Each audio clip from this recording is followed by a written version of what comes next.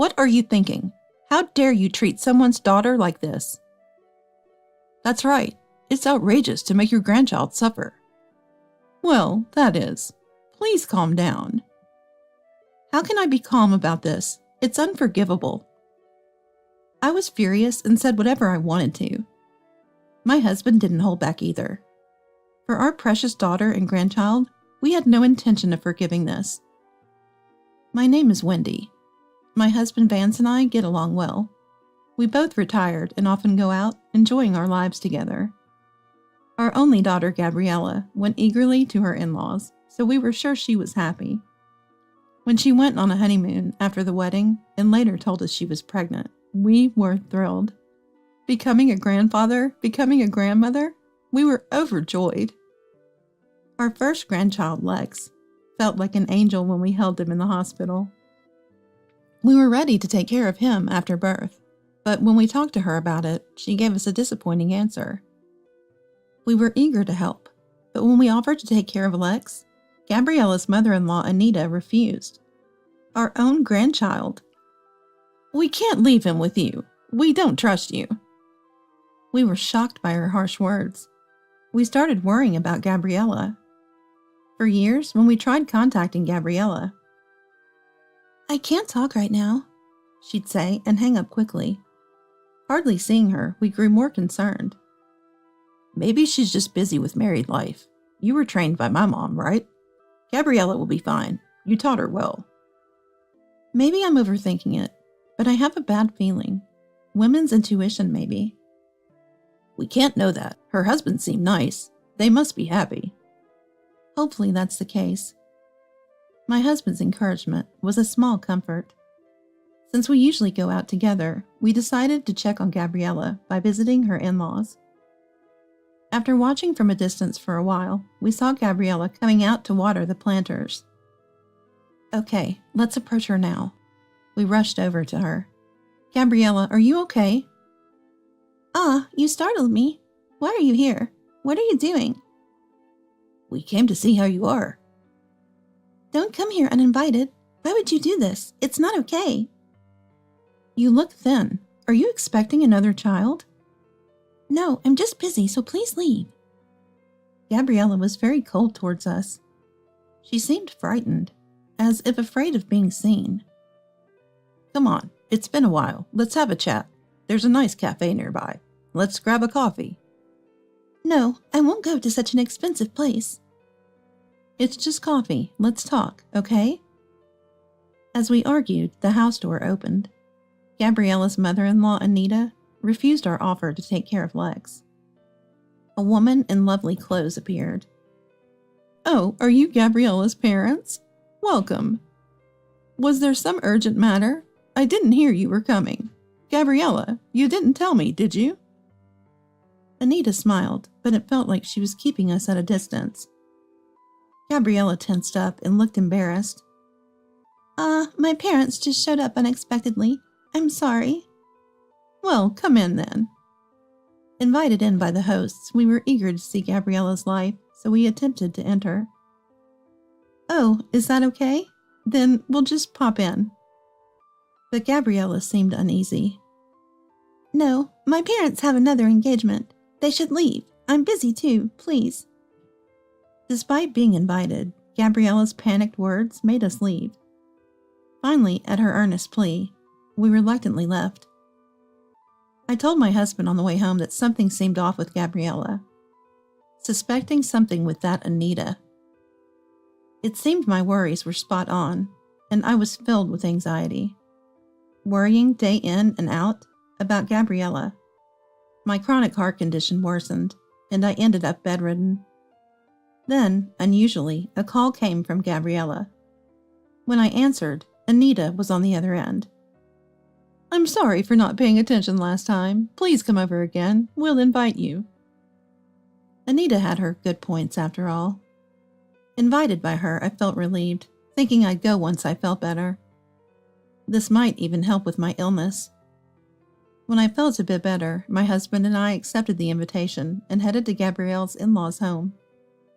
It was a well-kept house, so we prepared a gift and planned to greet them properly. Hello, thank you for having us. However, the one to greet us was Anita, standing like a guardian deity at the entrance. She looked terrifying, like a demon, and I was a bit intimidated. What was going on? Hadn't she invited us? Excuse me, but it's inconvenient today. We're about to have dinner. We haven't prepared enough for both of you, so please leave. We hadn't come to join their meal. That's fine. We'll wait until you're done, no problem. No, I can't let you stay without offering anything, please. Just go home for today. We came all this way, and we'd like to see our grandchild if possible. That child is still out at a friend's place. Probably won't be back for dinner. Anita seemed to be hiding something, inviting us, yet turning us away, not letting us inside. What was going on in the house? Was Gabriella safe? I felt like a detective or a cop trying to peek inside. Can't we do something? Last time I couldn't even see my daughter properly. We just want to talk. Well, your daughter is independent now, so there's no need to meet so often. Oh, come on, please. I already told you we're about to eat. Or are you planning to join us? We don't have enough for you. After a few back and forths, we ended up defeated by Anita's pressure and had to leave. I had hoped to talk with Gabriella after so long and felt disappointed. On the way home, feeling sad that we couldn't meet Gabriella, my husband gently patted my shoulder. He understood me, being my life partner. It's okay. They have their reasons. Even if we can't meet Gabriella as we wish, it's fine as long as she's doing well. Well, last time I saw her, she looked so thin. I'm really worried. Maybe she's dieting. I should be the one dieting, not Gabriella. She's always been slim. Did she change her mind after marriage? Dieting? Our Gabriella? The one who loves to eat? Maybe she decided to diet after getting married. Yeah, she always liked fashion. Maybe her thoughts changed. Right. Don't worry too much, Wendy. If you collapse again, that's what worries me. Don't worry about me. I'm fine. We tried not to worry too much about Gabriella. We believed she would contact us if something happened. Days later, we saw Gabriella and Anita at the supermarket. My husband suggested not to approach, but I was too concerned seeing them. They were talking at the meat section.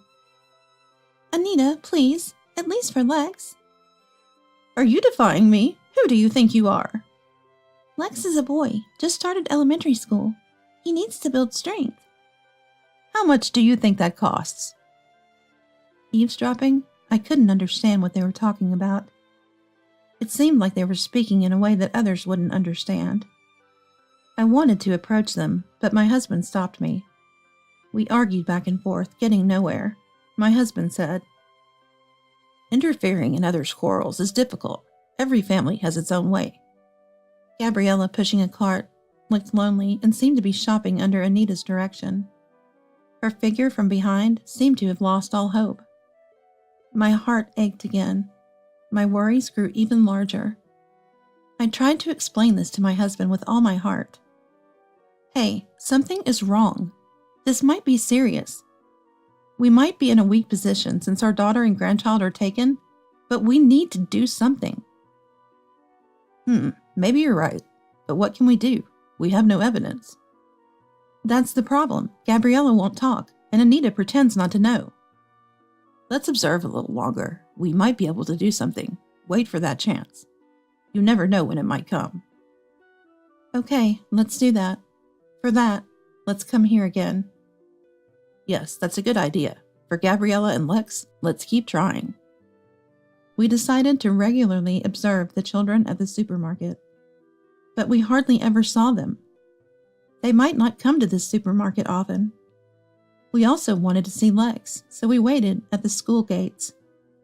With so many elementary students, it was hard to find Lex, whom we hadn't seen in a while. Meanwhile, our daily routine had completely changed.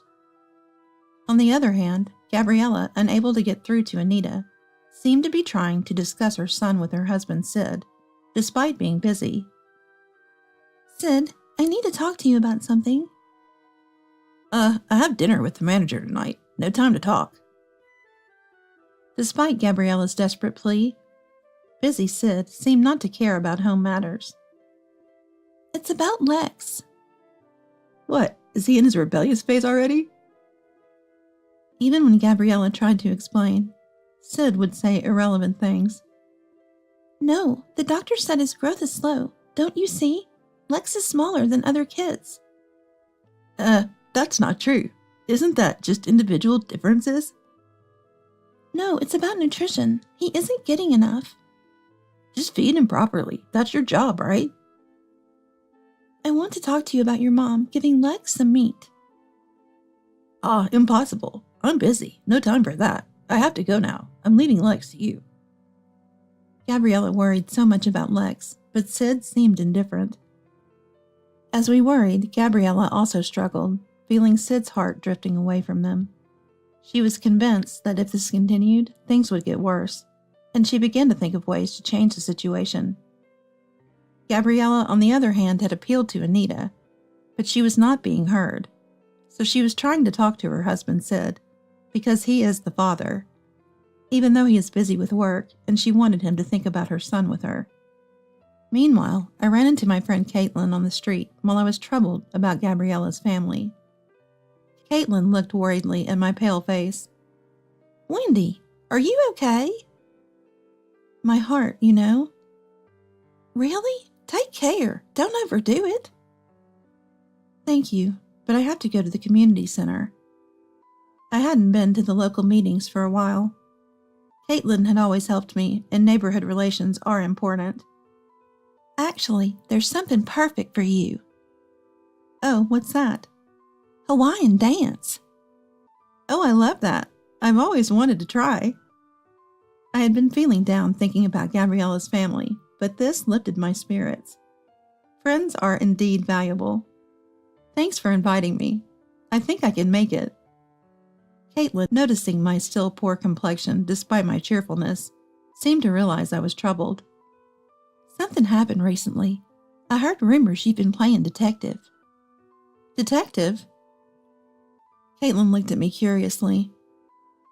I love detective and crime dramas. I've always wanted to try surveillance. Maybe I can help you. What? Detective? Crime?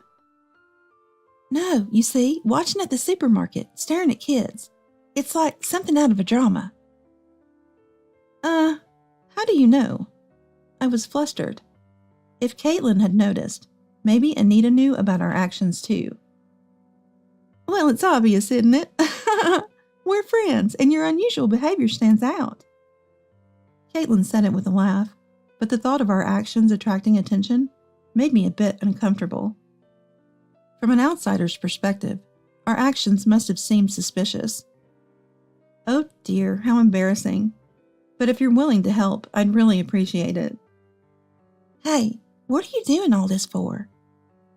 I explained to Caitlin that I was worried Gabriella and her son were being mistreated by Anita, and I wanted to catch them in the act.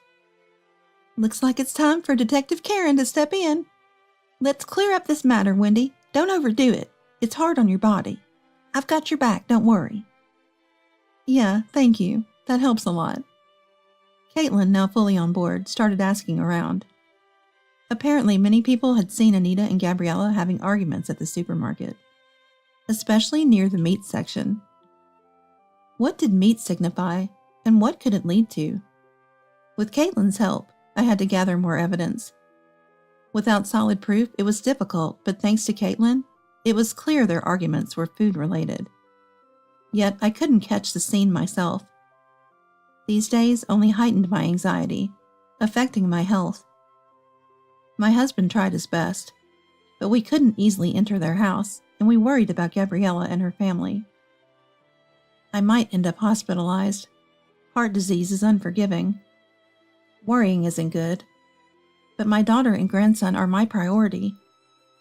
If I were hospitalized, I couldn't do anything for them. Torn between my health and my daughter's situation, the pain and worry multiplied. I could collapse any day. My doctor had warned me about my fragile health. My husband stayed by my side always. Caitlin also brought fruit. If you meet Gabriella or Lex, you'll get decisive evidence, so hang in there. and encouraged me. She was a really reliable detective. Our investigation, involving not just us but also Caitlin, was reaching a climax. One day, while shopping in the market, I saw a group of lively elementary school students. Watching them, I noticed a familiar face resembling Gabriella. Looks just like Gabriella. It was Lex. Lex, is that you? Oh, you've grown. Yeah, I'm in first grade now. You seem smaller than the others. Are you eating well? Lex seemed hesitant to answer my husband's question, but looked straight at us and replied, No, I'm always hungry, even though we have lunch at school. What did this mean? Gabriella knows how to cook a variety of dishes. Wanting to fill Lex's stomach, we looked for a restaurant. Let's eat together at that steakhouse. Grandpa will treat you, don't worry. You can even eat mine. At the steakhouse, we let Lex choose what he wanted. Suddenly, Lex burst into tears.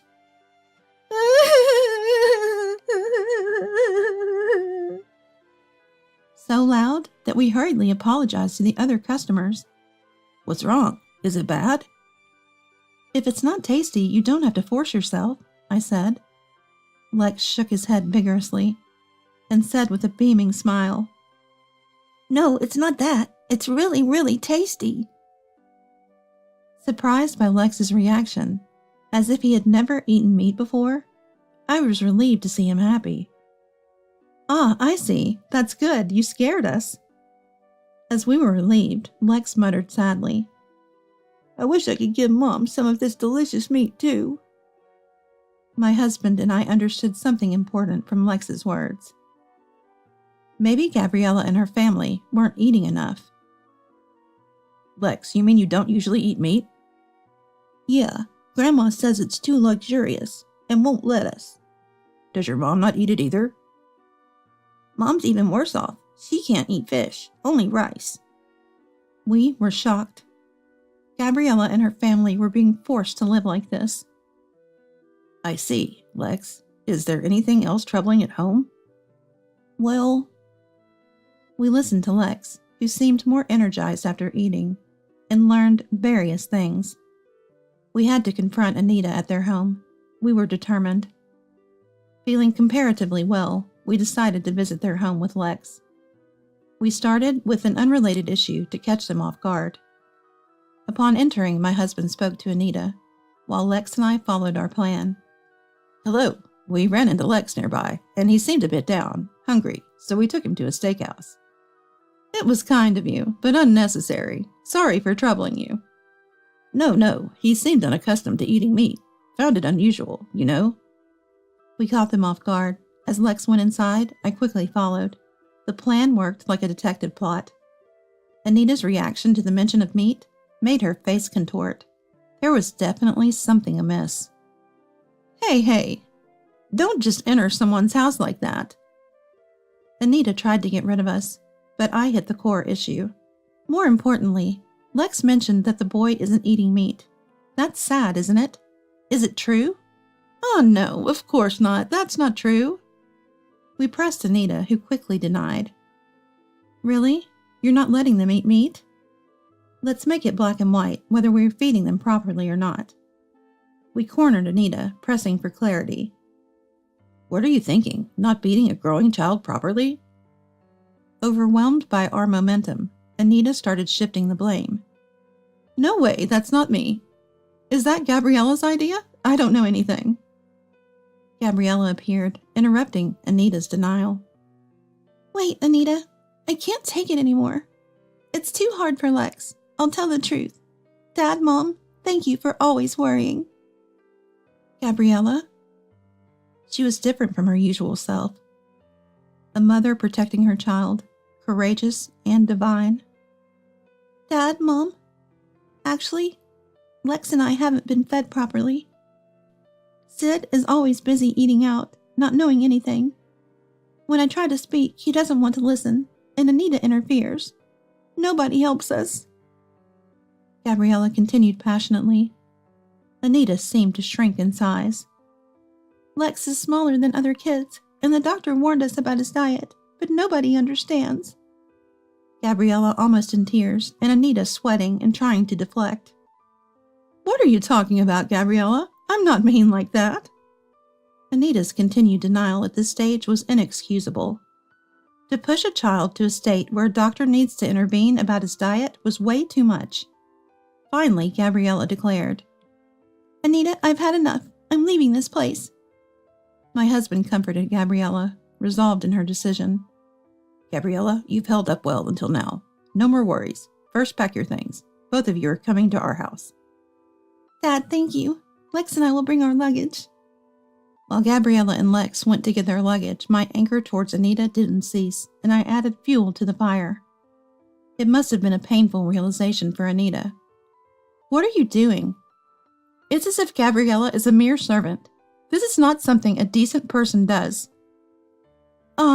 I'm terribly sorry. Anita, who'd been looking down on people, was now humbled, almost unrecognizable. What were you thinking, treating someone's daughter like this? That's right. How could you make even your grandchild suffer? He's only in first grade. But that is, please. Dad, Mom, calm down. Calm down? How can we? Unforgivable. Why did you do such a thing? Confess. Demanding calm after such terrible actions was audacious. Treating your daughter like a servant and your grandchild suffering from malnutrition? How could you have done such things? I need to hear it from you to even consider forgiveness. Okay, I'll tell you. I'm in a bit of debt. I thought if I didn't buy meat or fish for Gabriella and Lex, I could save some money. I'm sorry. What a selfish and trivial excuse. I was completely appalled. What? You caused our precious daughter and grandchild such hardship over something so petty? Were you the only one eating meat? That's terrible. We could even take you to the police, you know. Please, anything but that. I'll do anything to apologize. Please don't tell the police. Please forgive me. Anita, utterly defeated by our words, deeply apologized with tears. Gabriella, who had witnessed everything with her packed belongings, ran towards us when Anita submitted. Dad, Mom, I'm sorry. I hated being so cold to you. No need to apologize. We figured as much. You're a kind and dutiful daughter. You couldn't truly be cold-hearted. The debt Anita was trying to repay by skimping on Gabriella and Lex's food expenses was incurred from buying luxury clothes and accessories for herself, ballooning beyond her control. Even her own son, Sid, was shocked by the amount of debt, and amidst his busy work, he ran away with his belongings. The relationship with Gabriella had also deteriorated, leading to a divorce between Sid and his neglectful behavior. Anita, abandoned by her son, sold the house hoping to pay off some debt, and moved into a small apartment. She wandered aimlessly through a life of debt, working day and night. Meanwhile, we joyfully welcomed Gabriella and Lex into our home. How is it? Do you both like it? It's delicious. I can't believe we get to eat so much meat, Mom. I'm glad. The meat is great, but the salmon and fatty tuna are delicious too. Thank you both. There's plenty more potato hamburgers too. We fed them plenty of meat and fish. Perhaps due to this, Lex grew taller, and Gabriella, who had been thin, seemed healthier and her complexion improved. Indeed, eating delicious food is essential. Now both of them have regained their spirits and are enjoying and learning various things with us. Being able to witness our grandchild's growth up close is profoundly moving. The days spent walking around like a detective near Gabriella and Lex were not in vain. I am immensely grateful to Caitlin, who supported me. With the problem resolved, my stress vanished, and my health improved so much that my previous hospital concerns seemed like a lie. Now we are enjoying our happy, smooth sailing days.